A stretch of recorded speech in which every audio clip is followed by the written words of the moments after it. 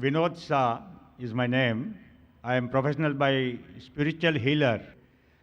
I'm doing aura photography and psychic surgery, surgery without cut. This is exactly the spiritual science, we can say. Medical science is a science of medicine, and the spiritual science is a science of human body. It is a body, mind, and soul, what we say as a Ruh, or a soul. It is science of a God power. Once the person develops the spiritual power by sadhana or whatever the prayer, spiritual prayer or whatever the namaz and whatever we are doing, and if you develop the spiritual ability to heal others, this is the difference between an ordinary human being and a superhuman being, what we say. And the science of this energy, invisible energy. Now there is a two type of things which exist in human being. One is visible physical body, and another is the soul body, Ruhu. So now science of the Ruh, soul body, is 99%, and science of the body is 1%. Today what we are practicing is the medical science, is the science of medicine and not the science of human body. And purpose of any religion is to keep human body healthy throughout the life and achieve the final goal of the life. So understand this science of invisible power, God power. Sir, can we have your question without a background? So that just you can have your background in 2-3 sentences, then your question. Please, sir. If we follow the path of religion, any religion or Quran, we can keep ourselves healthy throughout the life if we don't get any disease in the body. Brother asked a question that he's a spiritual healer and he heals things without cut, without using a knife, and treats patients, etc. Talking about spirituality, healing of the body, healing of the soul. Basically, brother, as far as spiritual healing is concerned, there is something like true spiritual healing and something which is like a deceit. There's a world of difference in that. We do have many spiritual healing in public done by missionaries, and I've attended some of the programs, the Christian missionaries. They get a person and they get him on the stage, and the person is lame and he starts walking. The person is blind, he starts seeing, and we find many. And I don't know whether you have seen, I've seen many documentaries which have tried to expose how they do it. How they do it. And in our Islamic Research Foundation, ours is a research organization on Islam and comparative religion. And we try and collect materials dealing with such things. There are many documentaries which show that how they do it. How they make a fool of the public. For example, they show a person that there's a person lame sitting in the audience. The healer goes and picks up the stick. In the name of Jesus, start running, and the person starts running. But the person who starts running is the person who was sitting on the right. The person who was lame was sitting on the left.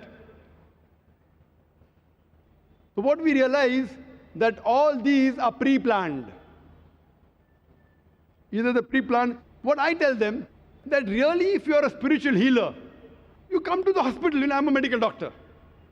I tell them, come to my hospital, direct, ready-made. If you treat, the full family will convert. So if you are a spiritual healer, and if really it's the truth, we require hundreds of people like you. We don't want to have all these government hospitals, Nair Hospital, Sion Hospital, KM Hospital. We'll employ you. What we have to realize, that is it the truth or not? Yes, there are something like spiritual.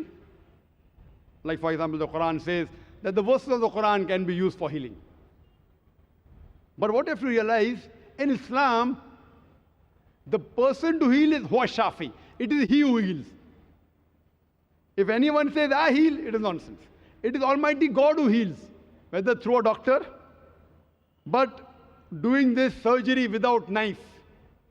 Fine, there is laser technology, but surely you aren't using laser technology. Are you using laser technology? No.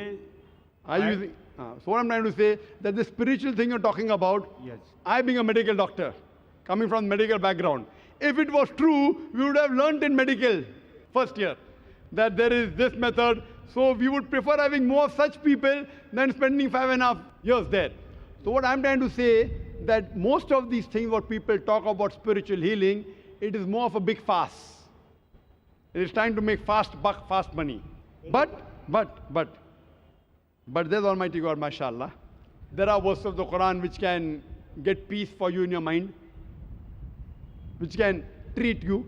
There are certain diseases which science cannot understand, beyond science understanding. There may be, but what we see today, mostly in the spiritual healing sessions, in vast gathering, according to me, it is nothing but a gimmick. And all these people who heal, I would like to invite you, brother. Let's tomorrow go to Sion Hospital together, fine? And you heal the people, better have you than have 50 doctors. Healing, generally what we say is a healing.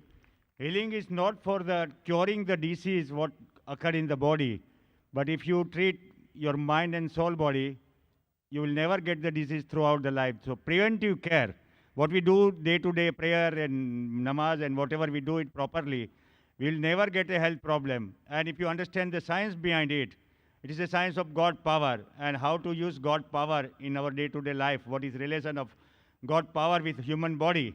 So if you understand that science totally, which is 99% of human health, medical science has not understood the mind and soul science because it's a Western science, it is a science of body only. And it is a 1% of total knowledge. 99% knowledge is a mind and soul knowledge, which is a secret knowledge lost from India. And today, what I am as a science student, I give up my religion, Jainism, to going to temple and other things for 20 years after learning this science. And when I came to know in 92 about the spiritual healing, about Reiki and pranic healing, which has came from the foreign, these foreign people are teaching our own science in India. The science which was there in 5,000 years in India, Vedic science, Jainism, Muslim, whatever, that is lost because Western science has taken over the charge of our human body and human health. And this science was discovered to kill virus and bacteria only. Answer the question, it is brother. a chemical poison. Brother, this is a question answer time, not a speech time. So we have got your question. You are saying that if you know this spiritual healing, you will never get the disease of the body. I disagree with you.